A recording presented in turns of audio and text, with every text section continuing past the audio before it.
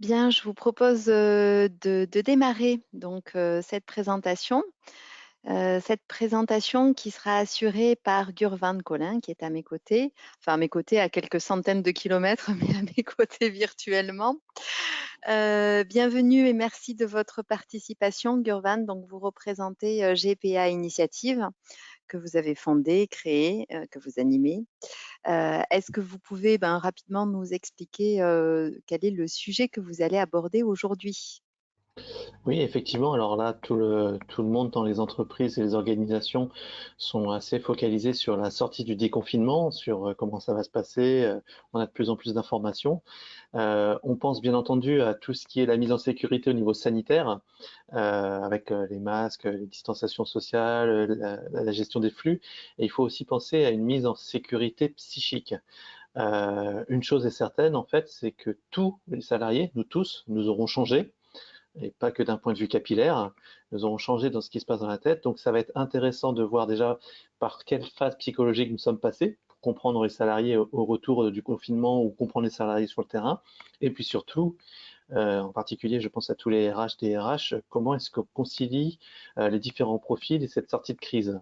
Nous avons eu tous des expériences différentes, qu'on soit confiné sur le terrain en chômage partiel, qu'on soit confiné à 5 dans un 40 mètres carrés dans un appartement ou dans une maison à la campagne avec des enfants bas âge ou pas, et que l'on ait des craintes ou pas suivant les modes de transport, suivant les possibilités. Donc tout ça, ça fait une multiplicité de profils, et c'est important de connaître vraiment les grands mécanismes psychologiques et d'avoir quelques solutions, quelques recommandations, bonnes pratiques. Nous nous inspirons de ce que nous avons comme communication avec notre communauté de clients, pour justement avoir quelques solutions, quelques repères dans cette sortie de déconfinement. Sur la modalité de participation à ce webinaire, on vous propose pendant 30 minutes d'écouter donc quelles sont les recommandations et quelles sont les analyses que vous avez pu faire de manière à nous guider dans cette démarche. Et puis sur le dernier temps, sur le dernier quart d'heure, on vous proposera de poser vos questions alors par chat puisque vous êtes trop nombreux pour qu'on puisse donner un accès oral à ces questions. Donc voilà, gardez vos questions pour la fin de la session de manière à ce qu'on puisse à ce moment-là les traiter. Un point également qui est très important et sur lequel j'attire votre attention, vous avez des documents qui sont à votre disposition. Merci encore à vous, Gurvan Collin, d'avoir préparé ces documents pour nos auditeurs aujourd'hui. L'un d'eux est la présentation de ce jour. Et il y a également deux fiches techniques sur lesquelles vous allez faire mention, auxquelles vous allez faire mention pendant la présentation.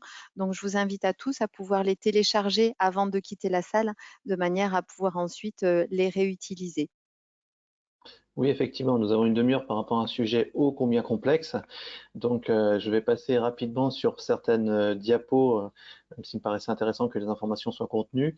Mais tout ce dont je vais parler, effectivement, est synthétisé en note technique sur les phases psychologiques pour le confinement. Donc, c'est vraiment une synthèse en une page, et note technique pour les salariés en poste sur le terrain, qui est une synthèse en 3 pages. Donc, tous ces éléments seront là. Bien, bah, alors on va pouvoir démarrer 9h33. Je pense que nous avons atteint à peu près notre nombre de participants pour la session.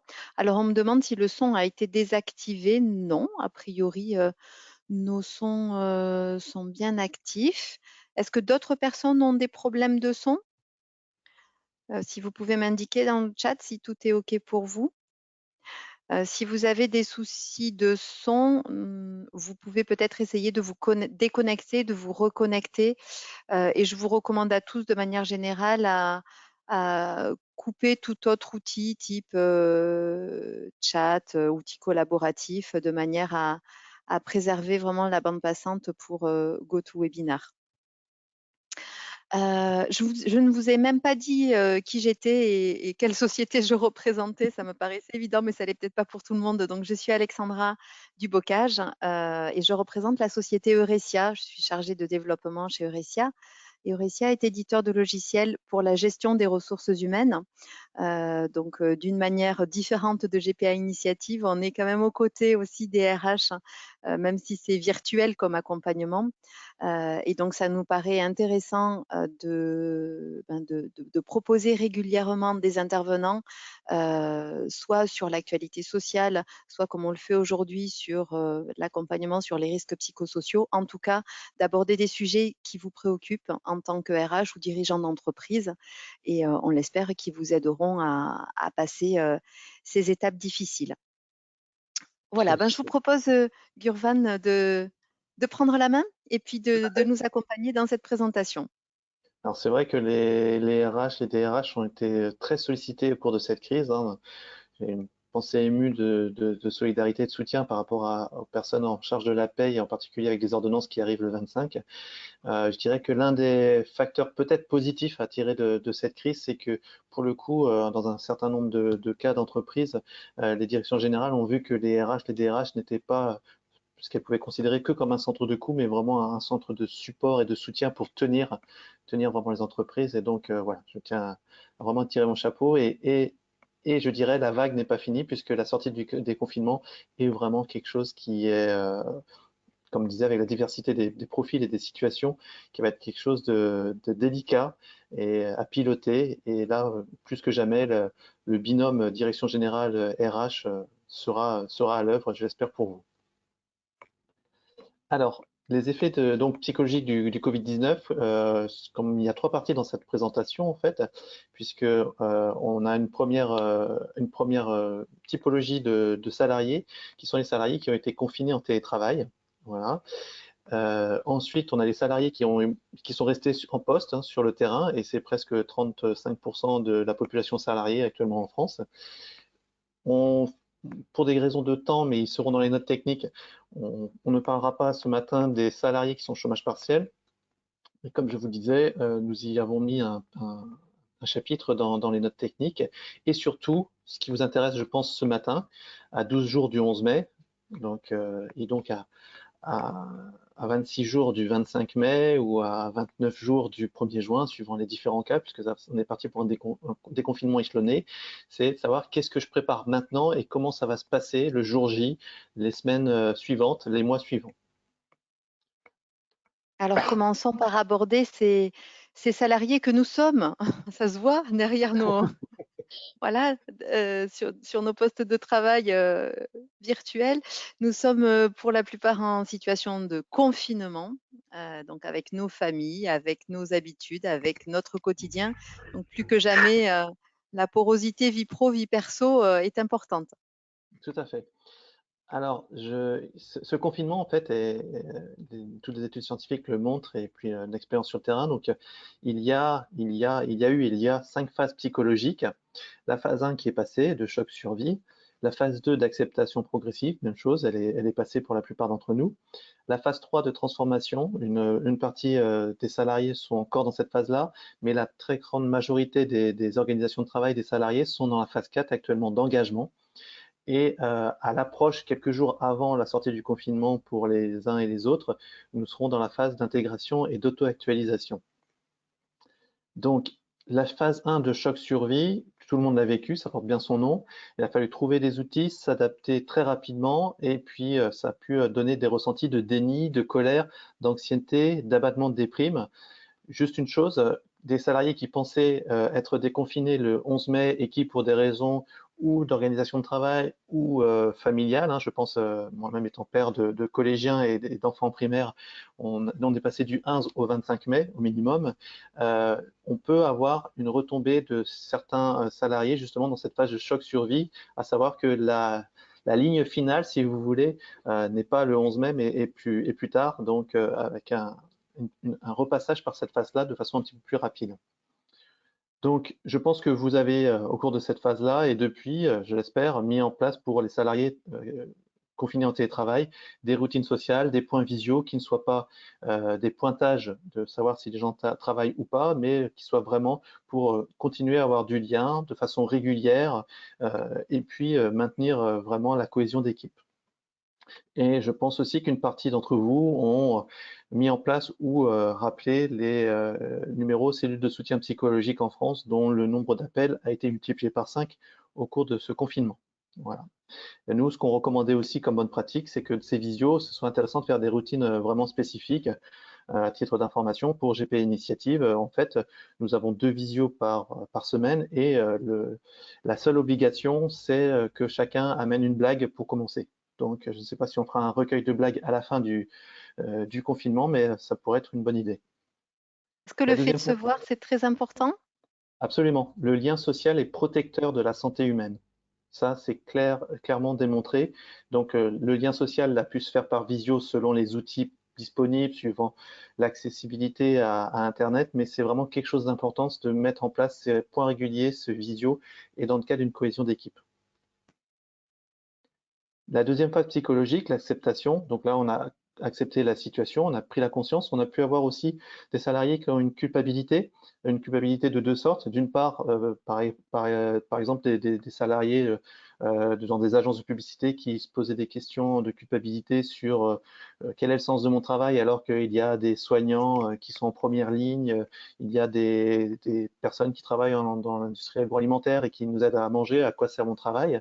Et puis, il y a une autre culpabilité qui est plus en interne, c'est-à-dire que au sein des équipes en télétravail, telle ou telle personne, parce qu'elle a des enfants en bas âge, parce que il y a des problèmes d'internet, etc., sa charge de travail a été répartie avec les autres membres de l'équipe. Et donc là, il y a une culpabilité un petit peu, euh, c'est involontaire bien entendu, du fait que ben, la charge de travail est reportée sur une partie de ses collègues. Et comme je disais, ça joue, puisque c'est jamais classifié, c'est toujours un ensemble de ressentis qui se mélangent, qui viennent en lien avec les autres, avec de l'anxiété sur l'utilité ou l'inutilité de son travail. Donc là, en plus des visios qui ont été mis en place dans la première phase, ce qui était intéressant, c'était de mettre en place des actions vraiment communes, solidaires.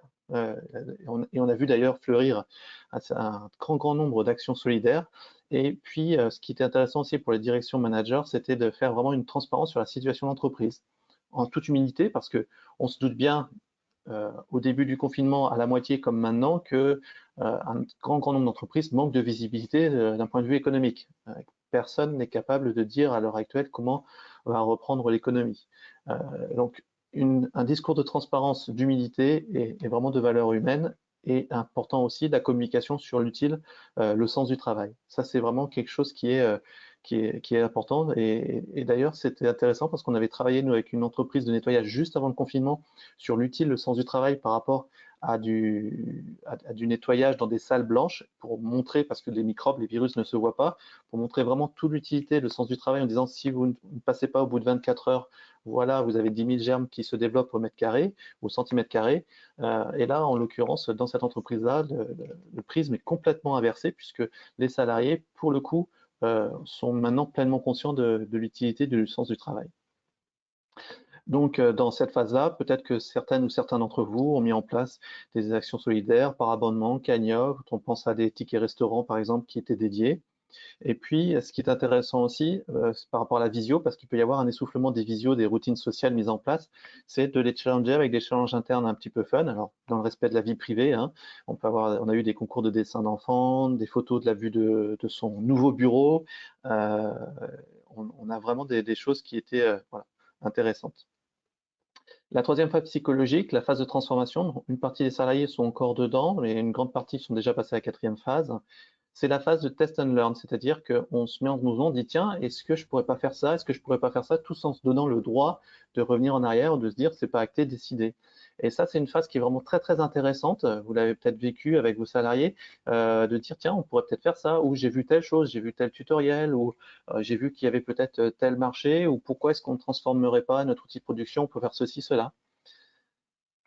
Et c'est des phases aussi où en fait le salarié, comme il y a eu l'acceptation progressive, il se dit bah en fait finalement le télétravail, alors que c'était quelque chose, c'est un télétravail vraiment confiné qui est contraint, c'est pas le télétravail choisi comme on le mettait en place avant. Et ben finalement mon heure et demie de trajet le matin, bah, j'apprécie de ne pas l'avoir. Donc ce serait bien d'être avec mes collègues, mais de temps en temps ce serait bien aussi d'avoir du télétravail. Donc là, ce qui est vraiment intéressant, parce que pour le coup, c'est une phase intéressante à exploiter en termes d'innovation, c'est le recueil des suggestions et de laisser la porte ouverte aux améliorations possibles. Et ce qui est intéressant aussi, c'est de proposer des espaces d'expérimentation, mais en cadrant ça, parce on peut pas partir dans tout et n'importe quoi, en disant, OK, on va expérimenter ça. Par exemple, je vous propose que ça va durer 2 mois, ça va durer 6 mois, et en sachant bien dans un espace d'expérimentation que on peut se tromper, on reviendra peut-être en arrière, mais en mettant les choses clairement. Voilà. L'erreur, l'échec fait partie de l'apprentissage et permet d'évoluer. Donc, c'est là où vous avez peut-être, vous, si vous êtes à des postes de ressources humaines, été sollicité, avoir eu un frémissement, voire une vague de demandes de mise en place de formation, de mails en disant j'ai vu il y avait tel module, c'est intéressant, etc. Donc ça, c'est la phase de transformation qui est en train de s'achever, comme je disais, pour certaines organisations.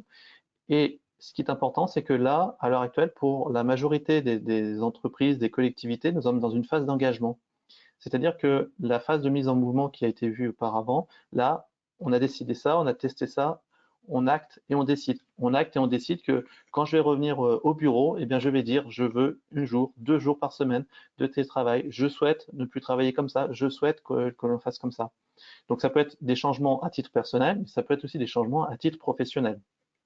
Donc là, c'est vraiment une phase qui est, je dirais, cruciale, en particulier dans des secteurs d'activité où vous êtes en pénurie de bons profils, parce que si le changement décidé et acté est un changement de quitter l'entreprise, quelque part, vous pouvez avoir dans les prochaines semaines, les prochains mois, vraiment des effets assez percutants sur votre organisation de travail liés à cette phase d'engagement.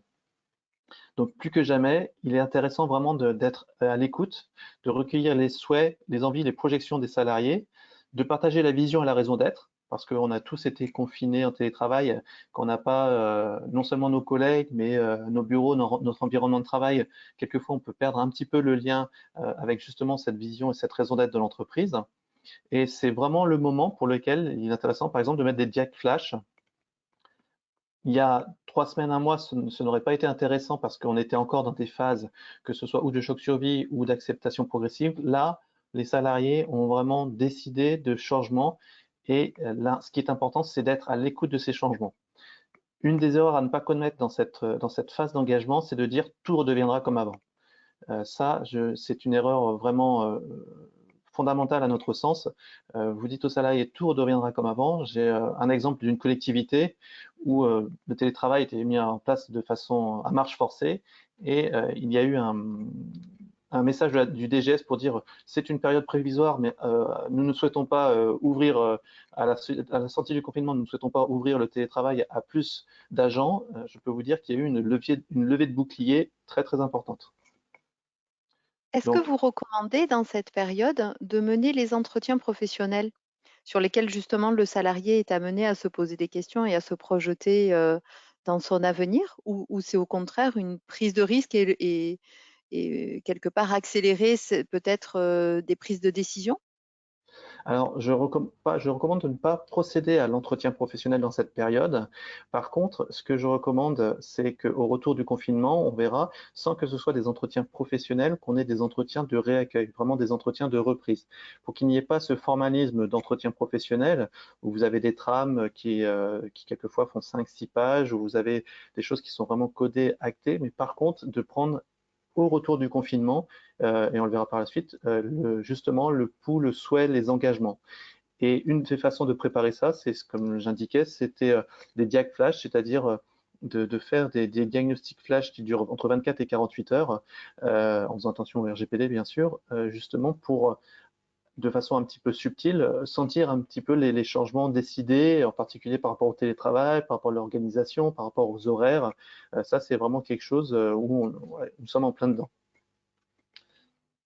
Et ce qui va être important aussi pour les RH qui nous regardent, qui nous écoutent, c'est de préparer d'ores et déjà il y avait des possibilités dans le cadre de la GPEC de voir tout ce qui était changement, accompagnement, mobilité interne, d'indiquer dans les communications le fait que au retour, vous serez à l'écoute vraiment des suggestions, des recueils, et que pour les entreprises qui ont la taille suffisante, vraiment, nous sommes toujours à l'écoute et porteurs de l'évolution de nos salariés.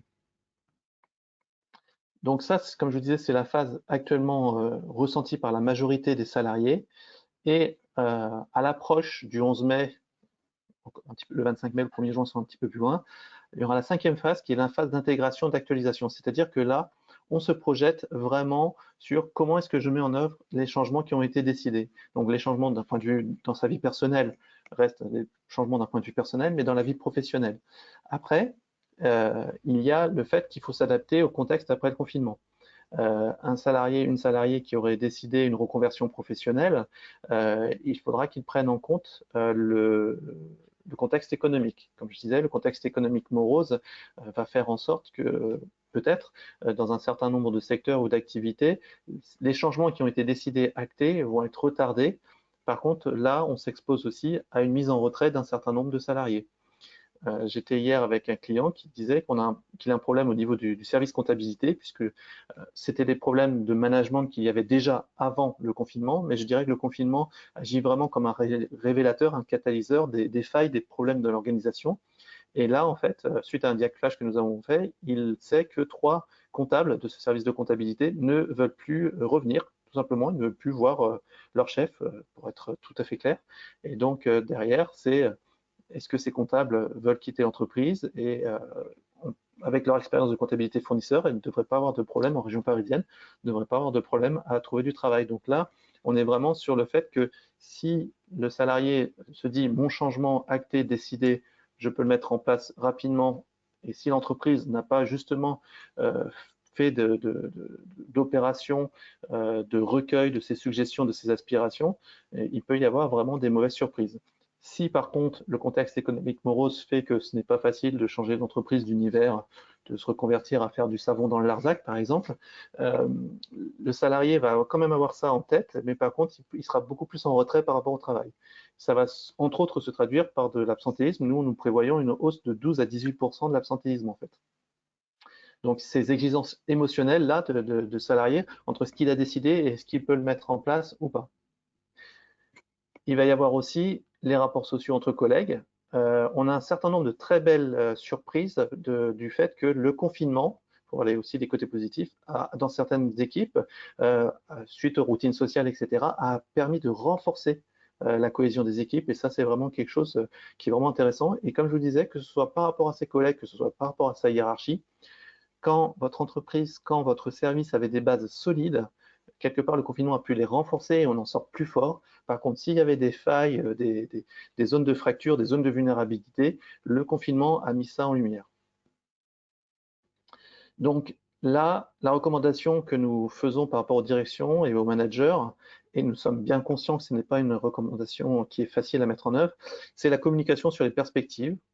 Si vos perspectives sont bouchées, incertaines, on ne va pas le dire comme ça, mais admettez-le de façon en toute humilité et de dire que de toute façon, nous prendrons en compte la nouvelle situation et que nous adapterons aux changements, aux évolutions. Comme je vous disais, vraiment, l'erreur à ne pas connaître, c'est de dire tout redeviendra comme avant. Une partie des salariés avec ce type de discours-là ne vous suivraient plus. En tant que RH, moi je l'ai été, il va falloir anticiper, suivant la taille de votre entreprise ou de votre collectivité, un nombre croissant de demandes de mutation entre services, de temps partiel aussi. Un certain nombre de salariés ont goûté avec ce confinement à leur vie de famille plus présente, à leur jardinage pour certains, pour ceux qui avaient la chance d'avoir des jardins, donc à une demande de temps partiel plus importante, à une demande de rupture conventionnelle, de démission, et comme j'indiquais aussi, si les changements actés décidés ne peuvent pas se mettre en place à cause du contexte extérieur, d'un certain retrait, désengagement, qui se traduira entre autres par de l'absentéisme. Donc là, effectivement, à cette sortie du confinement, l'outil et la bonne pratique, ce sont les entretiens de reprise, entretiens de réaccueil individuels. Est-ce que ces entretiens sont amorcés par plutôt les RH, plutôt les managers? Plutôt les managers. D'une part, d'un point de vue pragmatique, parce que si vous êtes dans une entreprise de 200 salariés et qu'un entretien de reprise durera entre 20 et 45 minutes à peu près, alors c'est une généralité, hein, bien sûr, il y aura des exceptions. Votre Euh, accueil se ferait sur 3 mois. voilà, exactement. Et d'autre part, c'est vraiment important pour redonner le rapport social hiérarchique sur le terrain, en présentiel, que ce soit le manager. Donc voilà, ça redonne le lien aussi qui a pu être distendu suite au confinement et suite au fait qu'il y a pu y avoir des problèmes d'accessibilité au télétravail. Il va falloir aussi penser à mettre à jour votre politique de gestion prévisionnelle de l'emploi et des compétences. Donc ça, c'est quelque chose qui est vraiment important, d'autant plus qu'un certain nombre d'entreprises ont eu leur organisation de travail, voire même leurs produits qui ont changé, hein. Je pense à ces entreprises qui maintenant mettent en place des visières en plexiglas ou on a un client qui est sous-traitant dans le luxe où ben, ils se sont mis à coudre des masques, alors qu'avant c'était plutôt des sacs de haute couture, on va dire ça comme ça. Et ce qui va être important aussi à préparer maintenant, mais pour les semaines et les mois à venir, c'est tout ce qui est diagnostic et surtout indicateurs RH, suivre aux indicateurs RH, parce que comme je vous disais, ce confinement a mis en évidence, a été un catalyseur, a mis en lumière les failles, les vulnérabilités qui pouvaient rester un petit peu comme le feu sous la cendre. Donc un certain nombre de services, d'ateliers où vous verriez un nombre de mutations, de démissions, de ruptures conventionnelles, c'est vraiment des signes avant-coureurs il y a quelque chose qui se passe et il y a des opérations à mettre en œuvre justement dans ces zones de vulnérabilité. Pour les salariés sur le terrain, alors pour les salariés en poste sur le terrain, pour ceux qui sont toujours restés, on pense bien sûr aux soignants, mais on pense aussi à la logistique avec les chauffeurs, livreurs, on pense au personnel de nettoyage, aux éboueurs, enfin tout un tas comme je vous disais, presque un tiers des salariés qui sont restés en poste sur le terrain qui n'ont pas été confinés. Euh, on- oui. Certains de nos auditeurs d'ailleurs sont probablement en poste, hein, puisque plusieurs RH nous ont fait ce retour d'expérience que leurs salariés étant pour certains obligés d'être sur le terrain, ils sont eux aussi à temps partiel ou à temps complet en poste dans leur entreprise. Oui, et puis des outils n'ont pas pu être, pour des raisons de sécurité, des raisons, des logiciels qui étaient sur des ordinateurs, les ordinateurs n'ont pas pu être emportés à la maison. Euh, certains postes, certains logiciels ont dû être en poste sur le terrain ou moitié en confinement, moitié sur le terrain, en partiellement. Et en fait, ces salariés-là ont vécu trois phases. La phase de déstructuration, puisque il y a eu une phase, je pense par exemple au site Airbus à Nantes, où le 17 mars à 13h30, l'ensemble des cadres sont partis avec leur ordinateur portable et les salariés sur les chaînes de production les ont vus partir en disant mais qu'est-ce qui se passe? La phase 2 de restructuration et puis la phase 3 d'intégration que nous vivons actuellement. Et ce qui va être intéressant, c'est que les salariés qui étaient confinés, qui reviendront, ou qui sont revenus ou qui reviendront en poste sur le terrain, vont vivre aussi une phase de déstructuration et d'intégration. Ce qui est important de voir, c'est que quand on regarde l'ensemble des familles, des 6 familles de facteurs risques psychosociaux, la crise sanitaire liée au Covid-19 les a tous augmentés. On regarde les uns après les autres, les a tous augmentés. Et il y en a certains qui ont été plus accentués par la crise. On pense bien sûr à l'inquiétude, la peur, l'anxiété pour sa santé, celle de ses proches. Il y avait dans une première phase, la phase de déstructuration, l'inquiétude sur l'organisation matérielle, comment je vais gérer mes enfants, leurs devoirs, faire les courses, l'alimentation du foyer. La colère, on a particulièrement vu dans le secteur du BTP en disant on nous demande de reprendre les chantiers alors que dans un chantier on n'arrive pas à mettre en place des gestes barrières, des distanciations, euh, sentiment d'exposition inutile et d'iniquité aussi, hein. Les fameux cols blancs qui sont à la maison confinés et les cols bleus qui restent sur les chaînes de production. Un sentiment de solitude aussi, parce qu'en particulier dans des ateliers où on était vraiment avec les collègues, là on vous dit allez à 2 mètres, à 3 mètres et ne vous parlez plus.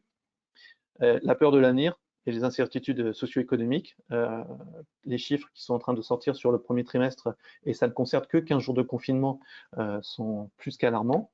Et ensuite, des symptômes de dépression, que ce soit des troubles de l'appétit, du sommeil, l'addiction. On a pu voir certains départements comme l'Aisne ou le Morbihan où la vente d'alcool ou d'alcool fort ont été interdites, entre autres.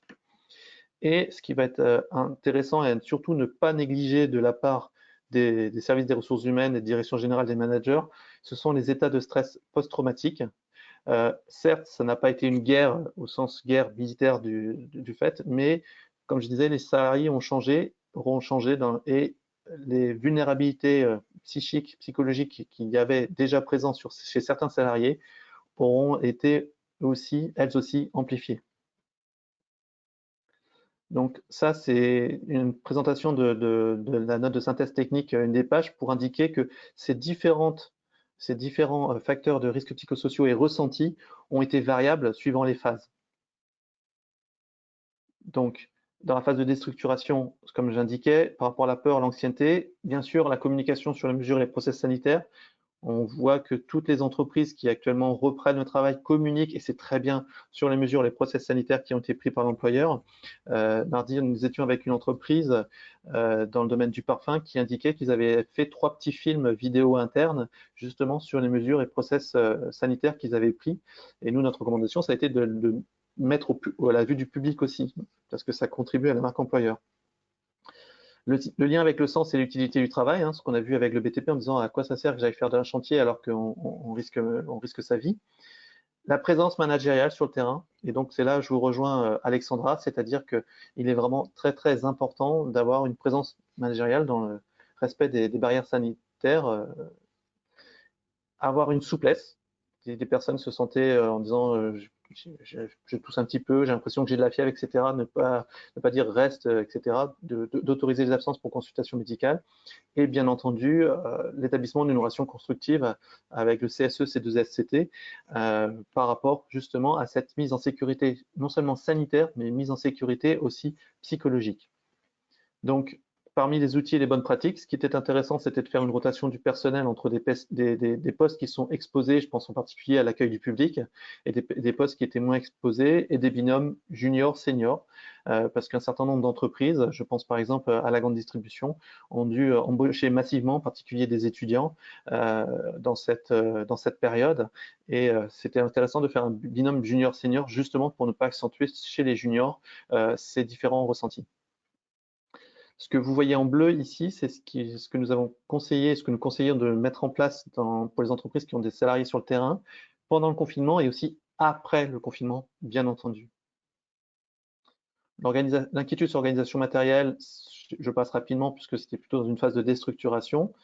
Le sentiment de solitude, parce que comme je vous disais, en particulier, je pense à des ateliers de production, on revient, on est content de revoir ses collègues, sauf qu'on nous dit, ne soyez pas plus de 3 à la machine à café, parlez-vous de loin, parlez-vous avec des masques.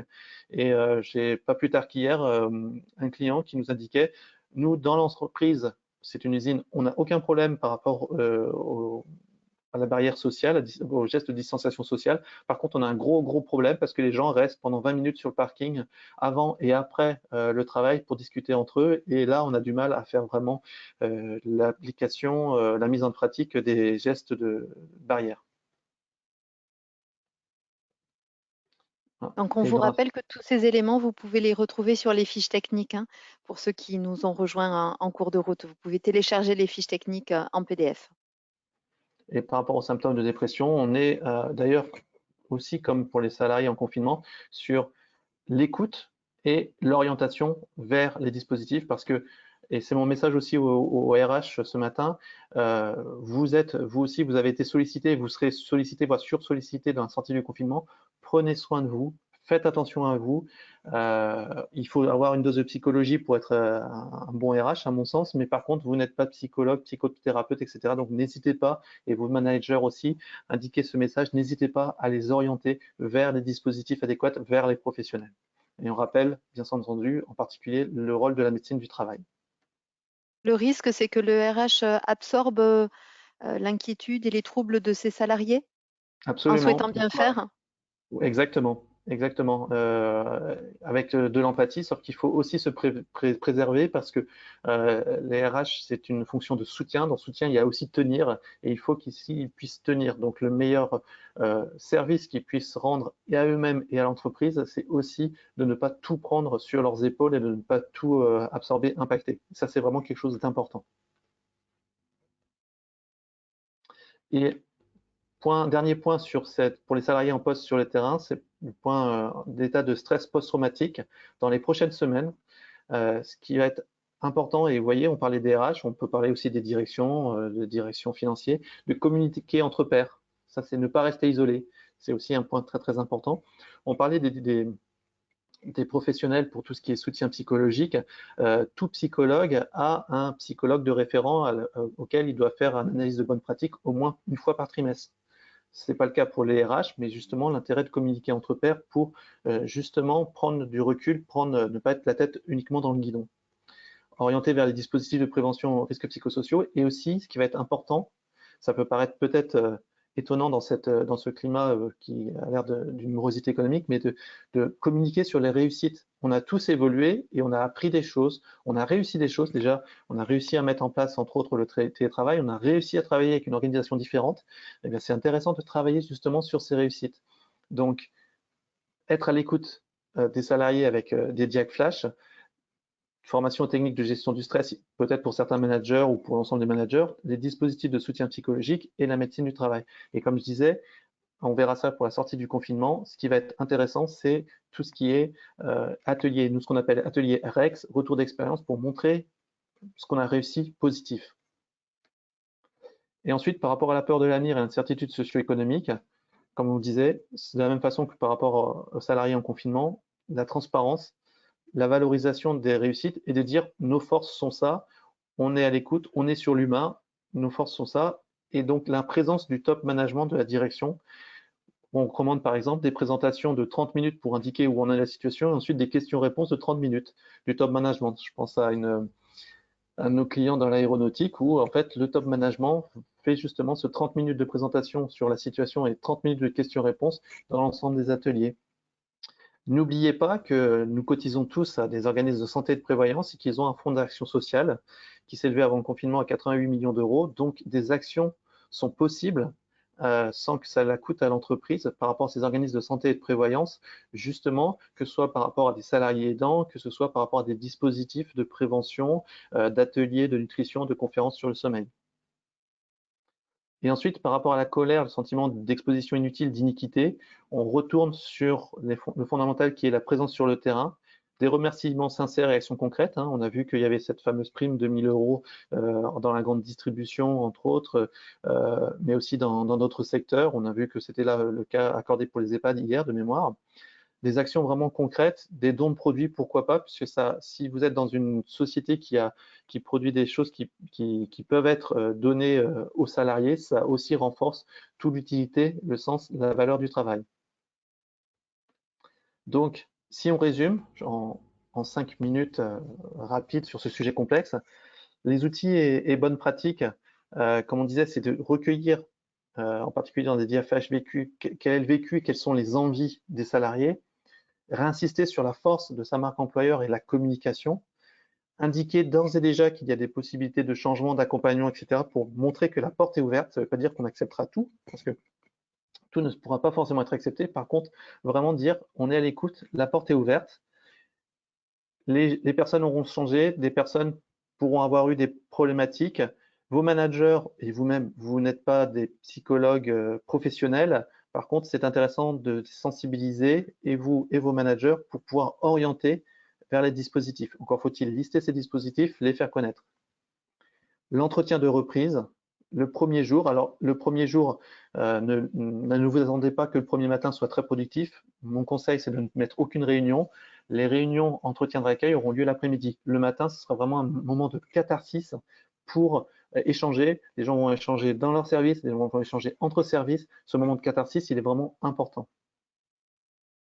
Et comme je disais, pour les semaines et les mois à venir, la mise à jour de votre GPEC et surtout, comme je disais, des indicateurs H, des choses très affinées, très fins pour le suivi.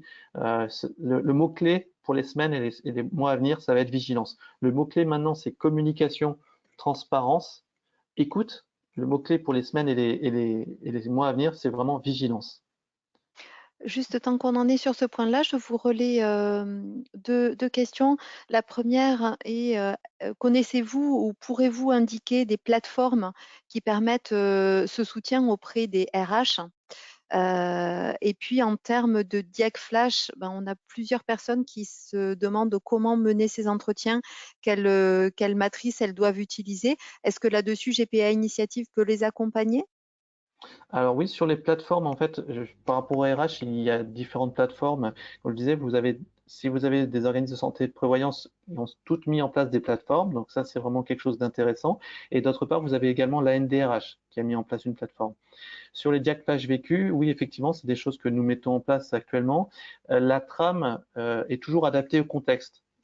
Vous avez des entreprises qui ont eu, ou des collectivités qui ont eu la majorité de leurs salariés qui sont restés sur le terrain, alors que d'autres, là, une très très grande majorité dans le tertiaire, dans les bureaux, aura été en confinement. Donc à chaque fois, le Diac Flash vécu, nous on a un outil, on adapte à chaque fois les questions au contexte. Ça c'est vraiment quelque chose d'important. Et puis pour les entretiens de réaccueil, effectivement, il est important d'informer les salariés qui vont avoir lieu. Ça se base sur la base du volontariat. Il est important aussi de former les managers, puisqu'il y a un cadre légal qui est l'arrêt sauvable de Cour de cassation de février 2013. Et donc, avec là, nous sommes actuellement en train de fournir nos clients qui nous avons formé les managers en entretien de réaccueil des trames spécifiques entretien après confinement. Parce que Et il y a vraiment des points qui sont importants sur les craintes sanitaires, sur justement qu'est-ce qu'il en est par rapport aussi à la complexité des trajets, sur les envies de télétravail, de changement d'organisation. Donc ça, c'est vraiment quelque chose d'important. Et la bonne pratique sur l'entretien de réaccueil, c'est qu'il se fasse ben, au maximum dans la semaine de reprise? Je serais même plus exigeant que vous. Plus court Comme que je vous, ça, comme je vous disais, en fait, s'il peut se passer de préférence l'après-midi du premier jour de le jour reprise même. ou le lendemain matin, c'est vraiment quelque chose d'important. Les premières 48 heures sont importantes. Autant ne pas le mettre tout de suite dès le matin, dès l'arrivée du salarié, parce qu'il aura besoin de discuter avec ses collègues, d'avoir vraiment un sentiment de catharsis.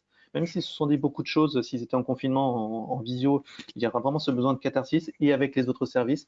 Par contre, l'après-midi ou l'après-midi ou le lendemain matin, vraiment procéder à ces entretiens de réaccueil et, comment dirais-je, et que ça ait lieu. Et l'intérêt du retour de confinement qui va être échelonné va être que ces entretiens de réaccueil vont aussi pouvoir être échelonnés. Merci pour ces précisions. Donc voilà, c'est une mise à disposition, justement, on y était.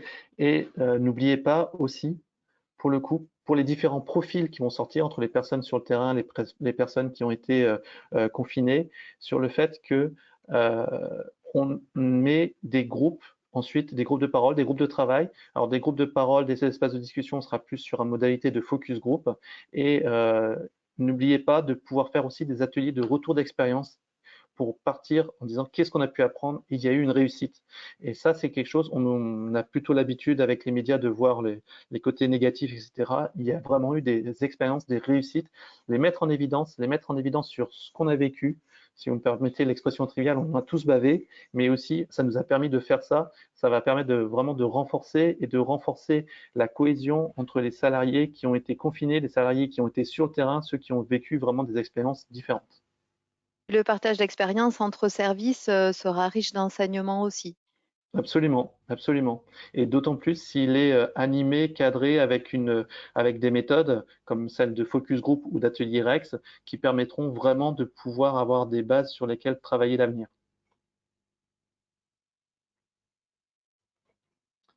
Voilà.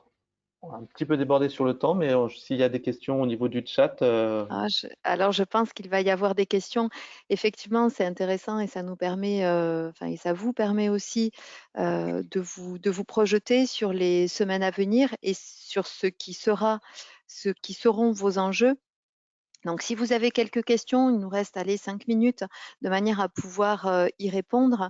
Donc, j'ai vu encore quelques questions sur les trams, hein. Vous l'avez compris, que ce soit les trams de Diag Flash ou les trams d'entretien, de réaccueil, ce sont vraiment des choses qui sont à personnaliser. Il n'y a pas un modèle à plaquer et à imposer dans vos entreprises. c'est ça. Comme je vous disais, nous envoyons actuellement à nos clients des trames en leur disant, mais ils le savent, que à chaque fois c'est à adapter, non seulement à mettre au couleur de l'entreprise bien sûr, mais vraiment à adapter parce que par exemple, dans une trame modèle qui permet au manager d'être réassuré aussi et puis d'avoir des rails pour cet entretien, le recto et justement sur les différents points par rapport aux perspectives, évolution, longueur du trajet, problème de garde d'enfants, etc. Et la deuxième, le verso, est sur les dispositifs qui sont possibles. Est-ce que le salarié demande à avoir le RH, elle demande à avoir le service de formation? Est-ce que le salarié souhaite avoir un rendez-vous avec la médecine du travail? Est-ce que le salarié souhaite être intégré dans un dispositif d'aide et de soutien psychologique? Est-ce que le salarié veut voir une assistance sociale pour les entreprises qui ont des assistances sociales, en particulier externalisées? Donc tous ces dispositifs-là, toutes les entreprises ou collectivités ne les ont pas forcément. Certaines d'entre elles sont vraiment bien capées, d'autres pas du tout. Donc cette trame-là et les dispositifs sont intéressants. Et ce qui est intéressant aussi, c'est de remonter ces trames-là, pour le coup, une fois l'entretien passé, pas au niveau des RH. Comme ça, les RH ont vraiment une cartographie de ce qui se passe dans les services et des souhaits des salariés et pouvoir y répondre. Et nous, typiquement, la mise en place d'entretien de réaccueil a pu permettre complètement de valider la mise en place d'assistantes sociales externalisées ou de valider, alors ça c'était avant le confinement, la mise en place de télétravail ou la mise en place de changements d'horaire. Je pense en particulier à une entreprise qui était sur le RER-E et dont les plages horaires d'arrivée des salariés vont être modifiées parce que on a déjà le retour des salariés de demande de changement d'horaire. Et on est vraiment sur de la souplesse et les salariés ont et auront vraiment de la gratitude et encore plus d'engagement avec les entreprises et les organisations du travail qui vont pouvoir le permettre. On a une question qui est intéressante, vous l'avez évoqué sur la médecine du travail. En quoi la médecine du travail peut intervenir? Est-ce qu'elle peut former sur cet accompagnement aux risques psychosociaux? Euh, Qu'avez-vous à répondre à Jessica qui se questionne de savoir à quel moment elle va solliciter sa médecine du travail et ce qu'elle peut faire pour elle? Alors, les cas sont vraiment très divers parce qu'on a déjà des entreprises ou collectivités qui ont leur propre médecine du travail en interne et la plupart qui ont des services de médecine inter-entreprise ou en collectif, en CMP par exemple. Je souriais parce que j'ai formé des médecins du travail sur la prévention des risques psychosociaux. Donc, en fait, effectivement, il faut se rapprocher de son service de santé et médecine au travail. Maintenant, tous les services, en particulier les services de santé inter-entreprise, n'ont pas la même dimension, le même dispositif. Depuis la loi El Khomri, il y a eu un très fort engagement, une très forte embauche de psychologues et de psychologues du travail au sein de ces services de médecine du travail, mais les situations sont vraiment très, très variées d'un point de vue géographique, avec en particulier des services de médecine au travail qui peuvent manquer de personnel, puisqu'il y a un an, 37% des postes en médecine du travail n'étaient pas pourvus. Donc oui, c'est un recours possible. Maintenant, c'est sans résultat, enfin, je veux dire sans obligation de résultat, parce que ça dépend de la médecine du travail, de la région où vous êtes, de son organisation et de sa disponibilité, puisque je ne vous cache pas qu'effectivement, les services de médecine du travail ont été et seront sollicités, voire sursollicités. Donc oui, c'est une piste possible, effectivement, mais ce n'est pas une solution qui pourra être malheureusement, hein, elle devrait, mais malheureusement, être mise en œuvre dans l'ensemble du périmètre géographique. Et on peut indiquer que sur les formations, GPA Initiative propose ce type de formation. Oui, entre autres. Donc, plusieurs personnes ont demandé vos coordonnées, donc vous pouvez télécharger le support sur lequel vous aurez donc les coordonnées de GPA Initiative qui a, je crois, un maillage national, hein. Vous êtes Oui, situé en Bretagne, mais il y a d'autres voilà, intervenants. quand on s'appelle Gurvan, on peut difficilement cacher qu'on est breton, mais effectivement, nous sommes à Rennes, Lyon, Paris, Bordeaux, Toulouse, La Rochelle, Quimper, Nantes, et j'espère que j'ai oublié personne, sinon je vais me faire taper sur les doigts. Ah, une question que je relais, qui me paraît intéressante également de Laure. Est-il intéressant de nommer un référent Covid, peut-être sur l'accompagnement des managers ou du service RH? Et quel serait son rôle exact? Est-ce que vous avez eu ce cas de figure? Oui, effectivement, c'est intéressant de le nommer, d'avoir quelqu'un d'ailleurs comme pour les entretiens de recueil, si votre entreprise a une certaine taille, parce que ça a deux intérêts. D'une part, si vous le nommez au sein de votre service ressources humaines, alors bien entendu, il faut penser à enlever une partie des tâches que la personne effectuait, parce que je connais peu, pour ne pas dire aucun service de ressources humaines où les gens ne sont pas occupés, les salariés ne sont pas à fond et plus que ça. Mais donc, en enlevant une partie de ces tâches et effectivement avoir une personne humaine, un visage humain qui est dédié aux entretiens de réaccueil, à la gestion des conflits, à toutes les questions qui peuvent se passer au niveau du Covid-19, c'est vraiment intéressant si la taille de l'entreprise peut le permettre. C'est une bonne pratique. Et ça peut être le moyen aussi de veiller à ce que chaque manager joue le jeu, puisque certains seront peut-être plus à l'aise avec l'exercice que d'autres. Absolument, absolument. On a clairement c'est d'ailleurs l'obstacle avec ce qui nous ressort des diag flash vécus. On a une minorité, mais de l'ordre de 20%, de managers qui sont dans une optique, nous on refait comme avant, il n'y a rien qui change. Et là, c'est un travail de la RH avec la direction générale, hein. J'insiste vraiment sur ce binôme qui a été mis en lumière par cette crise et sur lequel il faut vraiment capitaliser.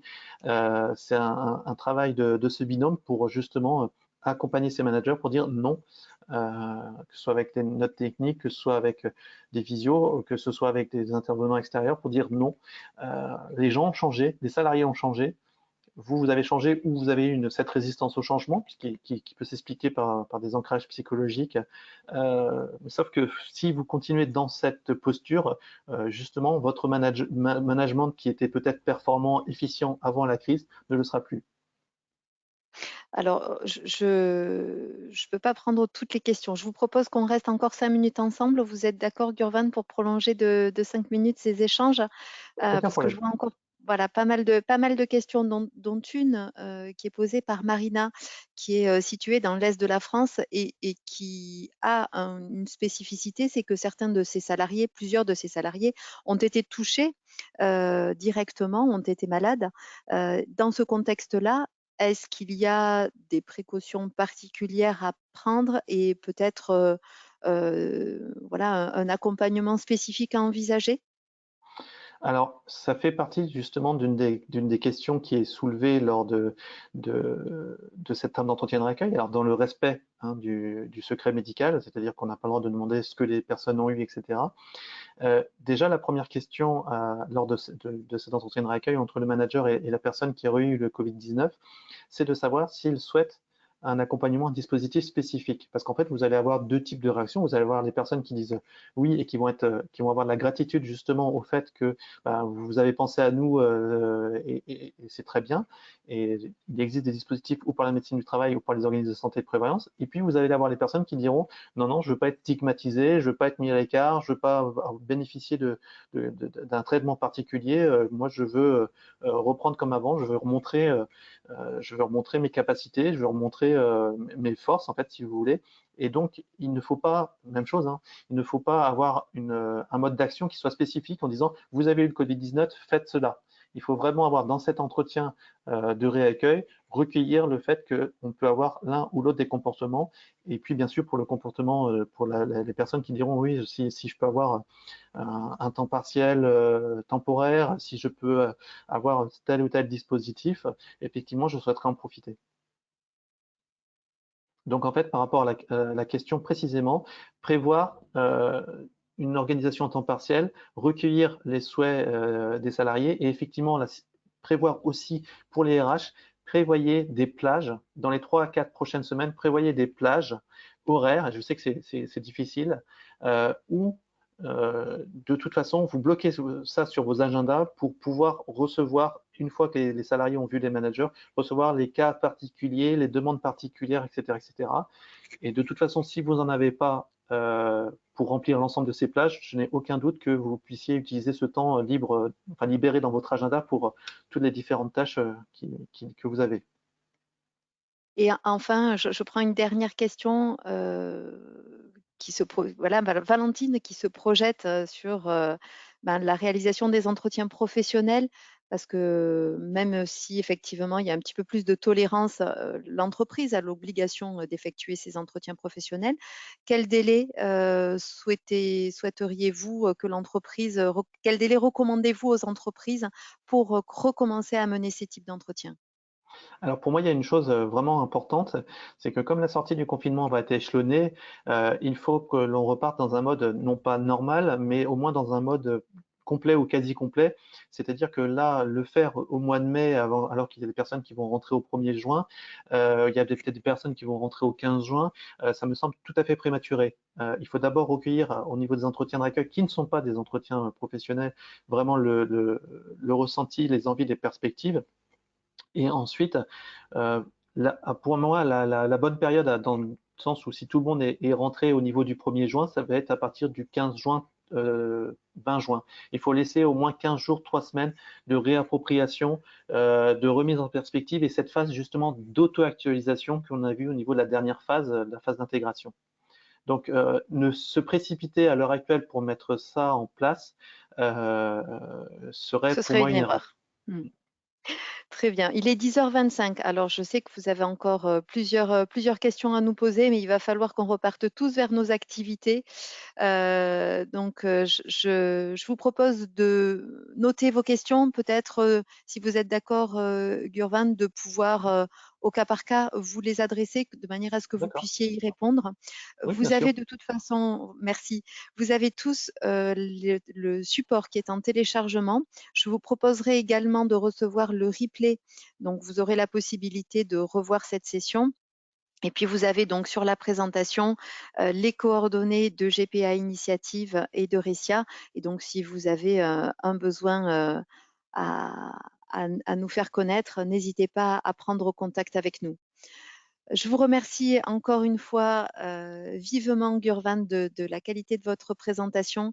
Je suis sûre que nos participants étaient ravis d'être avec nous et c'était très intéressant de pouvoir avoir cette session.